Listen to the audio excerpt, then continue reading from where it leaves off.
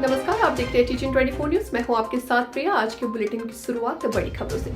Mask TV की चर्चाएं हर तरफ। रगड़ पसड़ वेब सीरीज रिलीज के बाद दर्शकों में दिखा क्रेज। जयपुर की प्रियंका चहर चौधरी अब बिग बॉस के बाद पहली फिल्म बुरहान हीरो या विलेन रिलीज हो रही है। राजस्थान के जयपुर के रहने वाले संजय भट्ट और अंजू भट्ट अब राजस्थान वासियों के लिए नया OTT आप मास्क टीवी लेकर आए हैं, जो पूरी तरह देसी है। जयपुर दूरदर्शन के और मध्य प्रदेश भोपाल दूरदर्शन के लिए पहले प्रायोजित कार्यक्रम गुदगुदी के जरिए फिर अनेक प्रादेशिक और DD नेशनल नेटवर्क के कई top stand prime time shows के द्वारा नाम बना चुके हैं। पहली बार OTT चैनल का शीर्षक गीत लिखकर गाकर कंपोज कर अंजू भट्ट ने बहुमुखी प्रतिभा का प्रदर्शन किया है। वह जयपुर में ही जन्मी पूरे राजस्थान की meritorious student college university topper रही है। महारानी कॉलेज जयपुर की छात्र संघ अध्यक्ष रही अंजू MPhil के प्रथम तथा नेट क्वालिफाइड है। 25 वर्ष से मुंबई से अंजू एक कवित्री, शायरी, डिबेट के रूप में सैकड़ों इनाम जीत चुकी हैं। एक नाट्य शास्त्र और जर्मन भाषा की प्रशिक्षित भी हैं। वहीं मास्क टीवी पर 26 जनवरी को प्रदर्शित होने वाली बॉलीवुड फिल्म बुरहान हीरो या विलेन की नायिका बिग बॉस 16 के सीजन में संभावित विजेता के रूप में धूम मचा रही प्रियंका चहर चौधरी भी जयपुर राजस्थान से ही है। प्रियंका चहर चौधरी की फिल्म बुरहान हीरो या विलेन में बुरहान की गर्लफ्रेंड के किरदार में नजर आ जाएंगी। मास्क टीवी OTT जिस तरह युवा कलाकारों, युवा निर्देशकों को प्रोत्साहित कर रहा है, निकट भविष्य में राजस्थान की सरकार द्वारा यदि सकारात्मक पहल की जाएगी तो अपना स्टूडियो स्थापित कर युवाओं के रोजगार और कला कौशल के निखार में अपनी भूमिका निर्वहन कर सकती है। मानसी भट्ट के लेखन निर्देशन में बनी प्रोजेक्ट एंजल्स भारत का पहला ऐसा शो है जिसमें रियल ट्रांस ने अपने फैशन, ग्लैमर और रैंप वॉक कर दर्शकों को मुग्ध किया है। युवा प्रोड्यूसर चिरंजीवी भट्ट और mask TV promoter Sanjay Bhatt ने इतने कम समय में जिस तरह मिशन 70, भूख प्रथा, रगड़ भसड़, प्रोजेक्ट एंजल्स, भलेशा और भी न जाने कितनी वेब सीरीज और शोज के जरिए उद्देश्यपूर्ण मनोरंजन की राह रोशन कर रहे हैं। खबर वाराणसी जनपद के पिंडरा तहसील के फुलपुर थाना क्षेत्र अंतर्गत परसरा गांव के है, जहां कुछ दबंग किस्म के लोगों ने गरीब व असहाय परिवार उमेश विश्वकर्मा तथा उनके पूरे सदस्यों को लाठी डंडे से मारकर बुरी तरीके से घायल कर दिया। पीड़ित ने फुलपुर थाना प्रभारी निरीक्षक को तहरीर सौंपकर अवगत कराया, मगर न्याय करने के बजाय अपमानित करने के साथ ही गाली गलौज देते हुए भगा दिया गया। घायल अवस्था में फुलपुर सामुदायिक स्वास्थ्य केंद्र पर चिकित्सकों ने BHU ट्रॉमा सेंटर के लिए रेफर कर दिया। आइए सुनाते हैं पीड़ित की जुबान। उमेश विश्वकर्मा। क्या मामला है और आप लोग किससे मिलने आए हैं? सर यहाँ पे हम कमिश्नर साहब के ऑफिस पे आए थे यहाँ पे मिलने के लिए। क्या मामला है, क्यों मिलने आए थे? सर हम लोगों को ठाकुरों ने बहुत मारा है, जमीन पे हमारे दरवाजे पर सर जबरदस्ती खड़ंजा लगवा रहे हैं और प्रधान को भी उसमें शामिल किए हैं और प्रधान के माध्यम से जबरदस्ती खड़ंजा लगवा रहे हैं, बोल रहे हैं और पर्सनली उनके लिए चाहिए खड़ंजा। क्या दिक्कत है? खड़ंजा से दिक्कत यही है कि वो संपत्ति हमारी है सर। वो पहले से जो रोड बनाया है वो भी हमारे चक में बनवाए हैं ये लोग ने। अगर उसको सही कराया जाए तो वो उनके चक में जाएगा और सही नहीं करा रहे, इसीलिए। क्या बातचीत हुआ और क्या आश्वासन? सर उन्होंने दबाव बनाया था तो हम लोगों को जानकारी हुई तो हमने भी SDM साहब के पास गया था, इसका दरखास्त दिया था वहाँ पे। तो उन्होंने लिख के दिया कि ठीक है, मौके पर जाइए, दोनों पक्षों को सामने बुलाइए और नापी करवा के उसके बाद जो होता है उसका फैसला बताएंगे हम। लेकिन इन्होंने ना वो नेपाल आए ना कानी को आए नापने, और ये कागज़ पत्तर पता नहीं कहाँ से तैयार करा के बोल रहे हैं कि यही सही है, यही बनेगा, और इस पर ज़बरदस्ती ये लोग कर रहे हैं। हम लोगों ने रोकने की कोशिश की, उनसे बातें की सर आप पहले नापी होने वाली थी, हो जाने दी, उसके बाद आप बनवाइए। तो नहीं माने, बोले नहीं यहीं बनेगा, जो जिसको करना हो जो कर ले। और इतने पे सर प्रधान पहले धक्का दे दिया और उसके बाद विपक्षियों को मौका मिला, तुरंत मारने पीटने लगे लाठी डंडे से, और राड ओड लिए थे, सब हमारे परिवार को मार लेंगे। औरतें हमारे घर की जो कि उसमें बेचारी गिरी और उसको भी घींच के नंगे करके सब उसमें जैसे पहलवानों से कुश्ती सर वैसे उनको मार रहे थे और ज़बरदस्ती सर उनका कपड़ा इधर उधर करके और गाली दे रहे थे। कितने लोग घायल हुए हैं मारपीट? सर हमारे तरफ सर 7 लोग घायल, जिसमें कि 3 लोग बहुत गंभीर रूप से घायल हैं। कहाँ भर्ती हैं वो? सर उनको कभी सुंदर हॉस्पिटल बीएचयू में हम लोग उनको एडमिट कराए थे। उसके बाद तो फिर वहाँ से हम उनको दीनदयाल कैसे वहाँ पर ट्रीटमेंट हमारा सही नहीं हुआ तो हम उनको फिर कभी चौरा में एडमिट कराए हैं। तो मुकदमा दर्ज हुआ है? मुकदमा दायर के लिए सर हम उसी समय तत्काल में थाने पे पहुँचे, लेकिन जो हमारे वहाँ के जो प्रशासन है हमारा FIR लिखे ही नहीं और गाली गलौज हमको उल्टा गाली देके भगाए कि जाओ भोसड़ी दिन तुमको बहुत मारेंगे, तुम उल्टा धारा लगवा रहे हो यहाँ पे, तुम्हारे ऊपर बल्कि हम उल्टा लगवा देंगे। थाने का मामला है? जी फूलपुर थाने का मामला है। कमिश्नर साहब से बात हुई तो क्या कहा उन्होंने? कमिश्नर साहब से बात हुई सर, उन्होंने बात किया, आश्वासन दिया सर। जबकि उसमें न्यायिक जांच होकर इतने के बावजूद भी सर जो अभी विपक्षी हम लोगों को जान से मारने की धमकियां दे रहे हैं। अभी तो कोई मरा ही नहीं, अभी तो बाकी है। किशनी के सपा के विधायक अपने गांव में भूमाफियाओं के खिलाफ धरने पर पीड़ितों के साथ शमशान घाट पर बैठ गए। विधायक किशनी ब्रजेश कठेरिया भूमाफियाओं रामतौर सिंह गरीबों का आवंटित पट्टे की जमीन पर फसल नहीं उगाने दे रहा, जबकि प्रशासन ने पीड़ितों को जमीन पर दखल भी दिला दिया था। फिर भी दबंग भूमाफिया पीड़ित किसानों की जमीन नहीं जोतने दे रहा है और गरीब किसानों की जमीन जबरन फसल उगाकर लाखों रुपए की कमाई कर रहा है। विधायक किशनी ब्रजेश कठेरिया ने SDM भूगांव पर भी सुनवाई न करने का आरोप लगाया है। सपा विधायक ब्रजेश कठेरिया ने ऐलान किया कि जब तक गरीबों का उनका हक नहीं मिल जाता है तब तक उनका धरना जारी रहेगा। हमारे यहाँ 1976 में गरीबों को भूमि आवंटन के पट्टे दिए गए थे। और वहीं दूसरी तरफ गांव के कुछ दबंग लोग हों जिन्होंने फर्जी इंदराज करके तहसील अभिलेखों में अपनी ज़मीन फर्जी रूप से दर्ज करा ली थी। 2002 में माननीय हमारे जिलाध्यक्ष जी उस समय विधायक थे, इन्होंने विधानसभा में क्वेश्चन लगाया, तब वो ज़मीन खारिज हुई। तब से अब तक वो बार बार कहीं यहाँ कहीं वहाँ अपील करते रहे और अब तक में कम से कम उन अपीलों में भी 4 बार मुकदमा ये गरीब लोग जीत चुके हैं।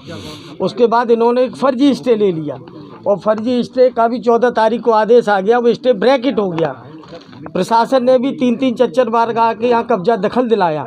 इसके बावजूद स्टे ब्रैकेट होने के बावजूद भी इन गरीब लोगों को वो ज़मीन नहीं जोतने दे रहा है, जबकि दूसरी तरफ अपनी वही खारिज की हुई ज़मीन पर लाखों रुपए की फसल पैदा करके इन्हें बेचारों को मुकदमे में उलझाएंगे।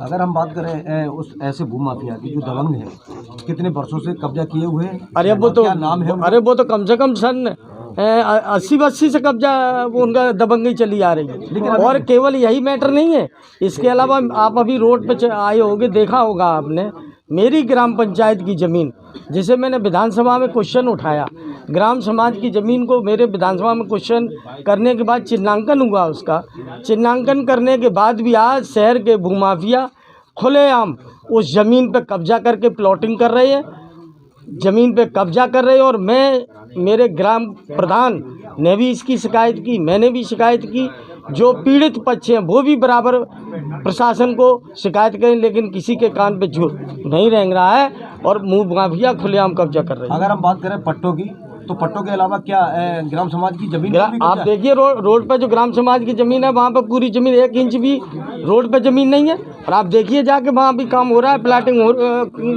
कब्जा हो रहा है। SDM का क्या कहना? SDM का ये कहना है कि जब SDM से अभी जब मैं मिला था 4-5 दिन पहले, तो मुझे आश्वासन दिया था कि इन गरीबों को न्याय दिलाएंगे। DM साहब से भी मेरी अनुपस्थिति में ये लोग मिले थे। DM साहब ने बहुत सम्मानपूर्वक इनकी मदद के लिए SDM साहब को साहिबा को फ़ोन किया, लेकिन फिर पता नहीं कौन से क्या कारण हो गई कि कल से आज तक मैं 35 कॉल कर चुका हूं उनको, 35 कॉल। और 35 कॉल करने के बाद जब मेरा फ़ोन नहीं उठाया, मैंने अभी जब मिला जाके, हमने कि SDM साहिबा आप कम से कम मेरा फ़ोन भी नहीं उठाएंगे, तो उनका स्पष्ट ये जवाब था कि तुम्हारे जैसे फ़ोन तो मैं बहुतेरे लोगों के फ़ोन नहीं उठाता हूँ, तुमने क्या बहुतेरे लोगों मेरी भी गिनती कर ली है? क्या नाम है इस समय कर रहे हैं? जी अंजलि जी करके हैं, लेकिन SDM के लिए तो मैं यही कहूँगा कि वो बेचारी असहाय हैं। नौकरी देने के नाम पर बेरोजगार युवाओं से ठगी करने वाले अंतर्राज्यीय गिरोह का पुलिस ने किया पर्दाफाश। देश के विभिन्न एयरपोर्ट में ग्राउंड स्टाफ और टास्क सर्विसेज में नौकरी दिलवाने के नाम पर बेरोजगार नवयुवकों से करते थे धोखाधड़ी व फर्जीवाड़ा। पीड़ितों से ठगी कर अर्जित किए गए 3 लाख रुपए नकद, 2 4 पहिया वाहन, 43 फर्जी मोहर, 4 ATM card, bank passbook, cheque आदि भारी मात्रा में अवैध सामान पुलिस ने किया बरामद। ठगी करने वाले अंतर्राज्यीय गिरोह के 4 शातिर साइबर ठग को भी पुलिस ने किया गिरफ्तार। पकड़े गए, क्या मामला पूरा, क्या मामला? जनपद कुशीनगर में साइबर सेल, स्वाट टीम, कोतवाली और खड्डा थाना ने एक सराहनीय कार्य करते हुए अंतर्राज्यीय गिरोह का पर्दाफाश किया है, जो एयरपोर्ट पे अलग अलग तरीके से नौकरी दिलाने के नाम पर लोगों के साथ ठगी करता था और उनके पैसे लेकर उन्हें गलत डॉक्यूमेंट देकर उन्हें फर्जी तरीके से धोखाधड़ी का काम किया करता था। इनके पास से करीब 3 लाख रुपए बरामद किए गए हैं। इसके अलावा 2 4 पहिया वाहन है, 43 फर्जी मोहर है, 7 ATM कार्ड है, विभिन्न प्रकार की पासबुक, चेक और नौकरी दिलाने के जो भी फर्जी डॉक्यूमेंट होते हैं उनको बरामद किया गया है। इसमें से 4 अभियुक्तों की गिरफ्तारी की गई है, जिनके नाम शमशाद, राहुल, सतीशन, शोएब अख्तर हैं। ये इनकी मोडस ऑपरेंडी ये थी कि ये पहले जो भी बेरोजगार युवक थे उनके डॉक्यूमेंट्स लेते थे और उन्हें ट्रेनिंग के नाम पे अलग अलग शहरों में भेज दिया करते थे और उनको 1 महीने 2 महीने जैसी आवश्यकता पड़ती ट्रेनिंग देते थे और उनसे पैसे वसूलते थे कि ये ट्रेनिंग का आपका खर्चा है और उसके बाद उनको एक फर्जी नियुक्ति पत्र देकर विभिन्न एयरपोर्ट्स पे भेज देते थे। जब वो एयरपोर्ट पे पहुंचते थे तो ये डॉक्यूमेंट उनका फर्जी निकलता था। तो इस तरह से ये पूरी अपनी कार्रवाई जो है प्रक्रिया में लाते थे। मेरी तरफ से इस सराहनीय कार्य को देखते हुए पूरी टीम को 25,000 रुपए के पुरस्कार की घोषणा की जाती है। इस गिरोह में कितने लोग सक्रिय थे सर? फिलहाल 4 लोगों की गिरफ्तारी हुई है। इनके कुछ और भी लोग हैं जो विभिन्न प्रदेशों में कार्यरत हैं, उनके लिए भी पुलिस टीम गठित की गई है। जल्दी उनका भी खुलासा होगा। अधिवक्ताओं ने बांदा शहर STM पर लगाया तानाशाही का आरोप। वकील के मकान के मामले पे दे रही मनमानी का फैसला। वकीलों के कार्य बहिष्कार कर जिला अधिकारी ने सौंपा ज्ञापन। सदर STM पर लगाया दूसरे पक्ष से मिली भगत का आरोप। उसके बाद उनका बारिश में मकान गिर गया।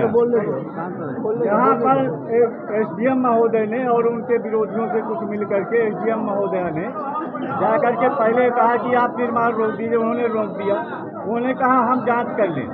उसके बाद जांच किया और 2-3 दिन बाद कहा कि ठीक है, आपका जो पट्टा है वो वैध पाया जाता है और जा करके आप मकान का निर्माण करिए। वो अपना मकान का निर्माण करने लगे। 4 दिन पहले SDM महोदय आ गई, कहते हैं नहीं अब आपका पट्टा फिर से अवैध हो गया है और इसलिए आप ये पूरा जो निर्माण है इसको गिरा दीजिए, नहीं तो हम बुलडोजर लेकर के ध्वस्त करा देंगे और आपका पट्टा निरस्त करा दिया जाए। जब 1987 से उनका मकान बना हुआ, अमीन रिपोर्ट में है कि उनका मकान बना हुआ था, उसके बावजूद एक SDM महोदय कहते हैं नहीं आपका पट्टा निरस्त होगा। वो जो वैध अमल ने कहा था वो गलत कहा था। अब उन्होंने मकान बनवा लिया है, कौन इसका भुगतान करेगा?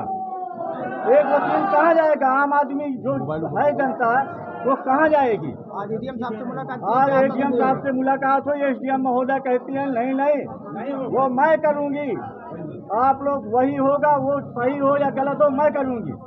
मेरे धमकी दे रही है, स्पष्ट पूरे अधिवक्ता महोदय को धमकी दी गई। अगर मांगे नहीं मानी जो करना हो कर लो, मैं बुलडोजर चलवा दूंगी। मांगे नहीं मानी गई तो क्या करने वाले हैं? जिला अधिवक्ता संघ इस पर उचित आम सभा की मीटिंग बुलाकर उचित निर्णय लेगा और ऐसे अधिकारियों की जो कि एक ईगो पालते हों और जो है कानून विरुद्ध कार्य करते हों, बांदा जिले में कतई आवश्यकता नहीं है। और जिला अधिवक्ता संघ माननीय मुख्यमंत्री जी से और ऊंचे जाकर के प्रशासनिक अधिकारियों से ऐसे अधिकारियों के विरुद्ध कठोर कार्रवाई करने के लिए कहेगा।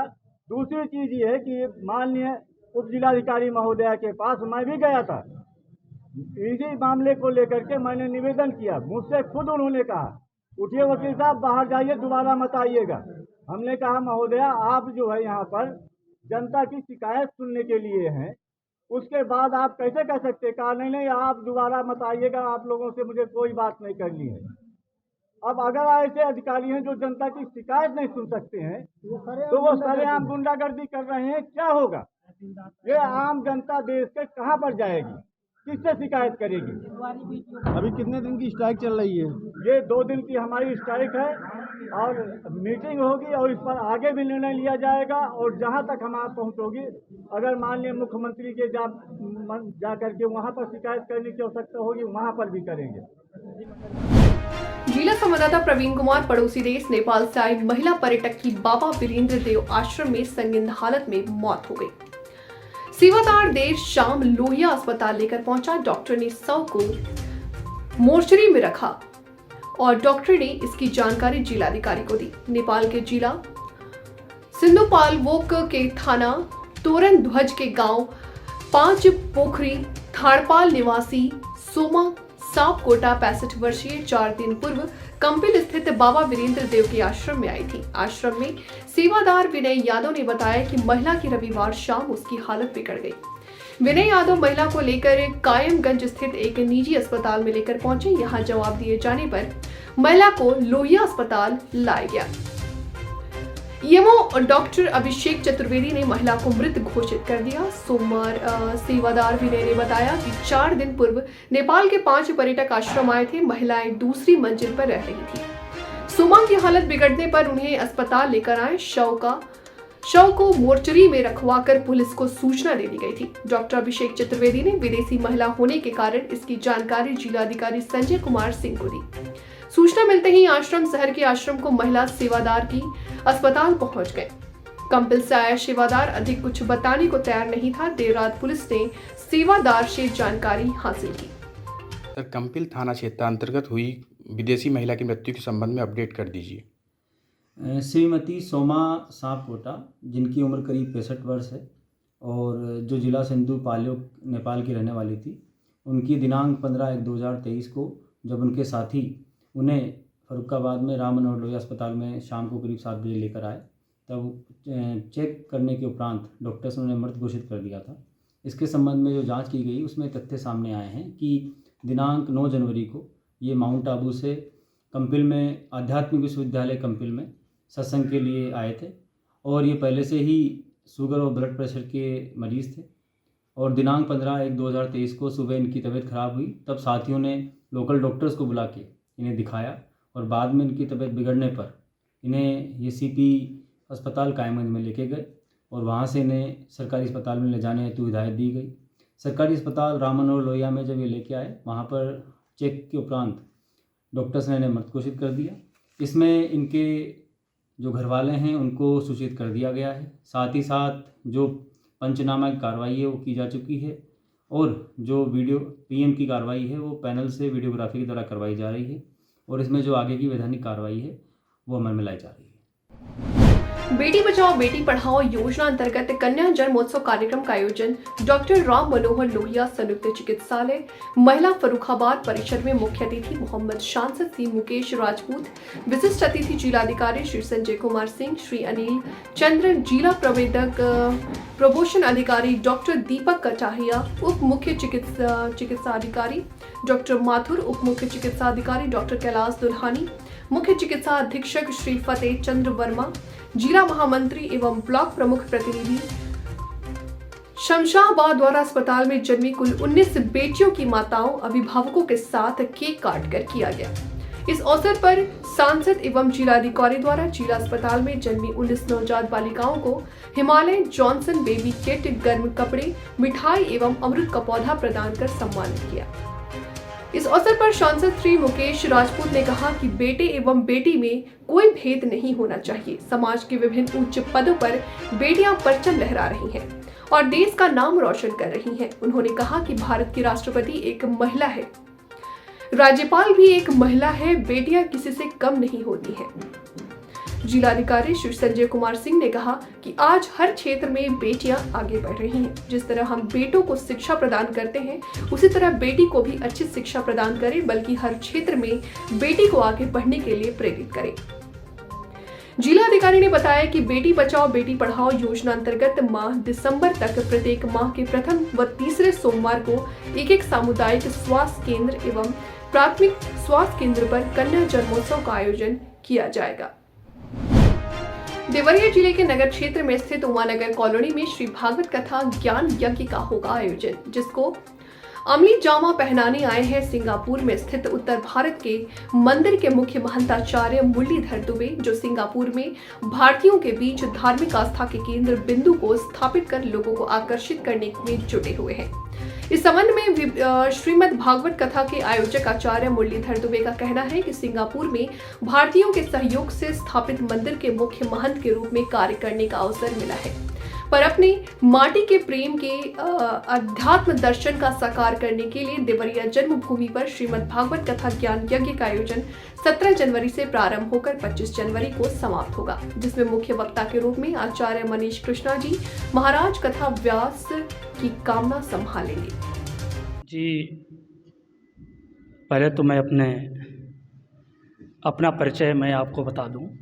मैं आचार्य मुरलीधर दुबे और मेरा कार्य क्षेत्र अपनी धर्म संस्कृति यज्ञ याज्ञादि कर्मकांड से जुड़ी हुई है और इस परिप्रेक्ष्य में इस अपनी कर्मकांड को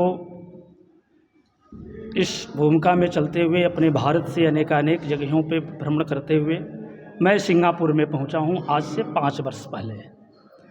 वहाँ अपने भारतवर्ष की एक उत्तर भारतीय हिंदू महासभा भवन करके एक मंदिर है जिसका नाम है श्री शिव दुर्गा मंदिर। उसमें मैं पृष्ठ के रूप में कार्य करता हूँ और मेरी इच्छा हुई कि जिस धर्म कार्य से मैं अनेकानेक लोगों को मैं प्रेरित करता हूँ कि आप धर्मो रक्षति रक्षितः, आप धर्म कार्य करो जिससे हम सबकी रक्षा होती है। इस परिप्रेक्ष्य में मैंने सोचा कि मैं अपने पिताजी के स्वर्गीय श्री ब्रह्मानंद दुबे जी, मेरी पूजनीय माता श्रीमती शारदा देवी जी को मैं श्रीमद् भागवत महापुराण की कथा, जो भारत के ख्याति लब्ध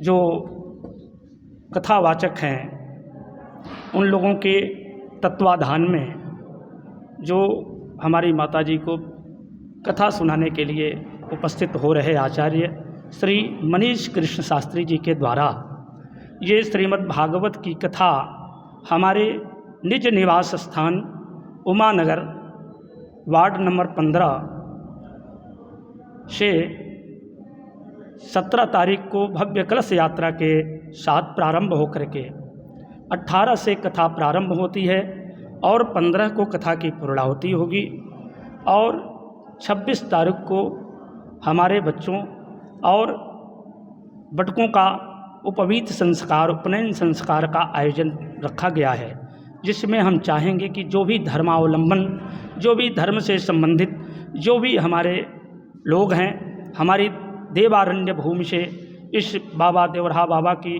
तपोभूमि से जुड़े हुए जो भी भक्त हैं, इस धर्म कार्य में जुड़ें।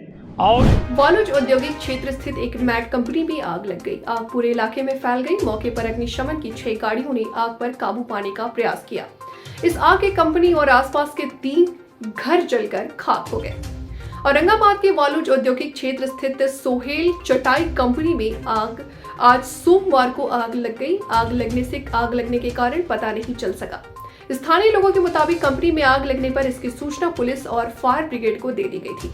सूचना मिलते ही पुलिस तत्काल मौके पर पहुंच गई, लेकिन स्थानीय लोगों का आरोप है कि अग्निशमन की गाड़ियों को पहुंचने में करीब 2 घंटे लग गए थे।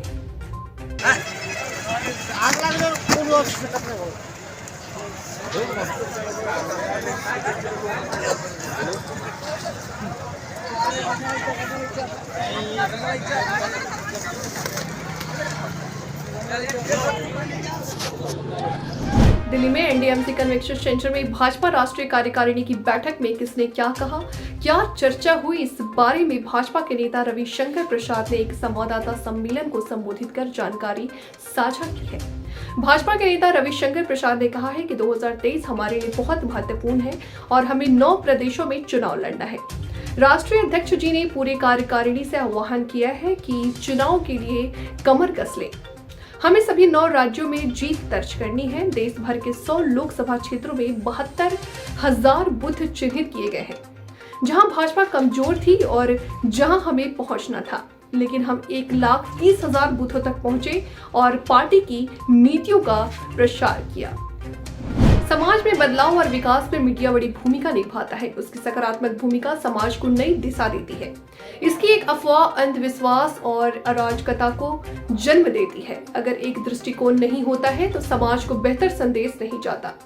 सीएम योगी आदित्यनाथ ने ये बातें सोमवार को गोरखपुर में मान्यता प्राप्त पत्रकार समिति द्वारा आयोजित बदलता परिदृश्य और पत्रकारिता विषय की संगोष्ठी को संबोधित करते हुए कहा। सीएम ने कहा कि एक ज्वलंत मुद्दे को लेकर आज का यह आयोजन हुआ है। सकारात्मक दृष्टिकोण से आयोजित की गई इस संगोष्ठी के सकारात्मक परिणाम भी आएंगे। शासन प्रशासन में क्या बदलाव रहा है, इस मीडिया 20 वर्षों से बहुत अच्छे से देख पा रही है। पहले सिर्फ अखबार और रेडियो होते थे, अब कई और समूह शामिल हुए हैं। विजुअल मीडिया का दौर आ गया है, उसका प्रसार तेजी के साथ हुआ है। इसी में सोशल मीडिया ने भी कई नई चीजों के सामने लाने का कार्य किया है। मीडिया का नया स्वरूप हम आज डिजिटल मीडिया के रूप में देख रहे हैं, जिसे तत्कालीनता का बड़ा संदेश मिला है।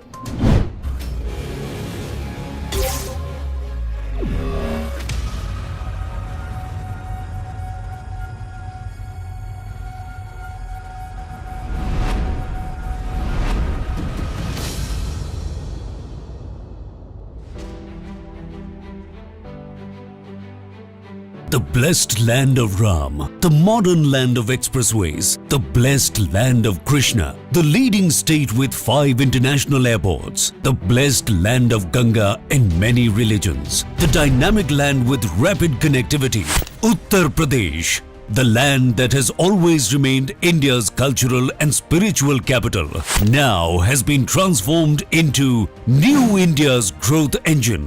Come and discover unlimited enterprising opportunities offered by New Uttar Pradesh at UP Global Investors Summit 10th to 12th February 2023. The 3-day event happening in the vibrant city of Lucknow will witness the participation of 10,000 global corporate leaders, innovators, business visionaries and startups from over 20 countries. The Yogi government has planned a series of domestic and international roadshows before hosting the GIS 2023 to showcase UP's soft power and promising business destinations, imbibing Prime Minister Narendra Modi's mantra of reform, perform and transform. Uttar Pradesh has already emerged as a favorite among top industrialists of the country. And why not? After all, it makes a contribution of more than 8% to the country's GDP, offers a consumer base of 24 crores and 56% working age population, and is a top-ranking state in ease of doing business. Let's have a look at Uttar Pradesh's thriving business ecosystem. With 6 existing and 7 upcoming expressways, now Uttar Pradesh is known as Expressway Pradesh.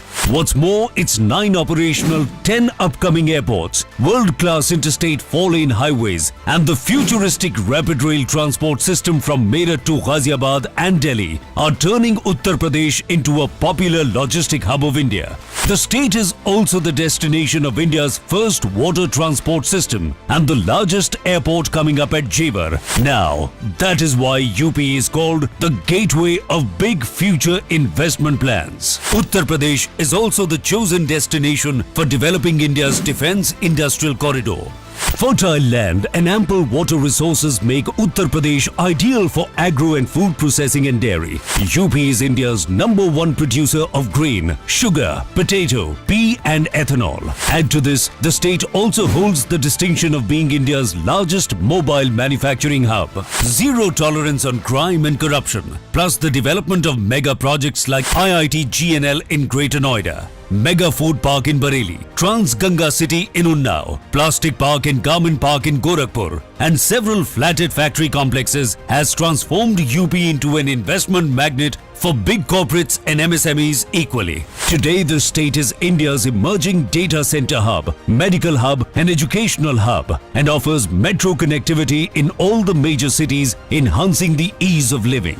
Such is the positive response to the plan of developing Film City in Noida that today Uttar Pradesh has turned into India's preferred shooting location. Another successful endeavor is the One District, One Product project, which now many other Indian states are following. No doubt, with 90 lakh MSMEs thriving dynamically, UP is the new MSME hub of India. So come and explore sector-specific industrial project, robust infrastructure, and India's best industrial policies, all customized to expand your business. Inspired by PM Modi's dream of Digital India, UP's digital progress is remarkable. Here you can give your business the desired edge through single window portal for all application and approvals, online incentive management system OIMS for application of incentives, investors relationship management system for hand-holding support. All these investor-friendly initiatives have one goal: highlighting Uttar Pradesh on global platform and making it a $1 trillion economy. Come and enjoy a business ecosystem guided by the vision of Prime Minister Narendra Modi, strengthened by the leadership of Yogi Adityanath. Come, invest in Uttar Pradesh, new India's growth engine. फिलहाल वक्त हो चला एक छोटे से break का। जल्द हाजिर होंगे ब्रेक के बाद। तब तक के लिए आप बने रहे हमारे साथ। मुझे दीजिए इजाजत। नमस्कार।